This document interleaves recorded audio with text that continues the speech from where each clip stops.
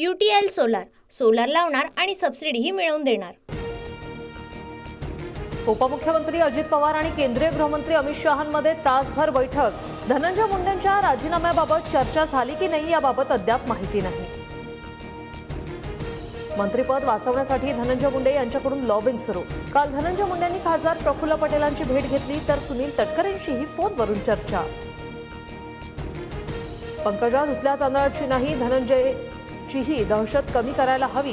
मामी सारंगी महाजन आक्रमक। धनंजय मुंडेंचा राजीनामा घेऊन आमदारकी रद्द करण्यासाठी मुख्यमंत्री फडणवीसांना निवेदन। धनंजय मुंडे पंकजा मुंडेंनी 3.5 कोटींची जमीन हडपली। मामी सारंगी महाजनांचा गंभीर आरोप। सारंगी महाजन या दिवंगत प्रवीण महाजनांच्या पत्नी।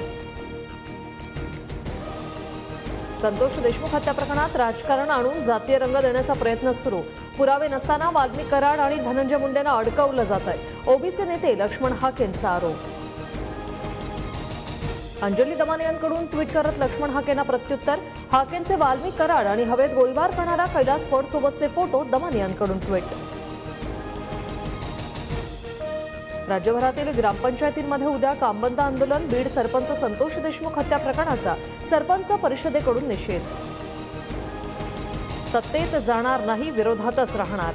पराभव झाला, आता पुन्हा लढण्याची तयारी ठेवा। शरद पवारांचा कार्यकर्त्यांना कानमंत्र। स्थानिक स्वराज्य संस्थेच्या निवडणुकीत घराणेशाहीला थारा न देण्याची भूमिका। शरद पवार अजित पवार पुन्हा एकाच मंचावर येणार। बारामती 16 तारखेला होणाऱ्या कृषी प्रदर्शनाला पवारदादा एकत्र येणार। पंकजा मुंडे, दत्तात्रय भरणे, माणिकराव कोकाटेंनाही निमंत्रण। बापलेकीला सोडून सोबत या तटकरेंची पवारांच्या खासदारांना ऑफर। सूत्रांची माहिती। जितेंद्र आव्हाडांकडूनही खुलासा, मात्र सुरू असलेल्या चर्चा चुकीच्या। 10 तारखेला पत्रकार परिषदेत खुलासा करणार तटकरेंचं स्पष्टीकरण। सकाळी राज ठाकरे सोबतच्या बैठकीनंतर मंत्री आशिष शेलारांनी घेतली मुख्यमंत्री फडणवीसांची भेट।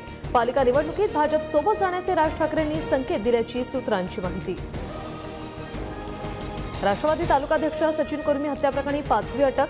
शिवसेना शिंदे गटाच्या दिलीप वागसकरला अटक। हत्येच्या कटात सहभागी असल्याचा आरोप। 16 तारखेपर्यंत पोलीस कोठडी।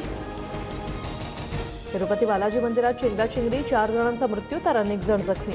दर्शन पास काउंटरजवळील घटना। 4000 भाविक रांगेत असल्याची माहिती। अवैध मासेमारीवर आता ड्रोनची करडी नजर। उद्या 7 जिल्ह्यात 9 किनाऱ्यांवरून ड्रोन प्रणालीचं प्रात्यक्षिक। मत्स्य आयुक्त कार्यालयातून स्क्रीनवरून मंत्री पाहणी करणार। तिबेट प्रदेशाला भीषण भूकंपाने हादरवलं। भूकंपात आतापर्यंत 126 जणांचा मृत्यू तर 188 जण जखमी असल्याची माहिती। 6.8 रिश्टर स्केल तीव्रतेचा भूकंप। UTL सोलार लावणार आणि सबसिडीही मिळवून देणार।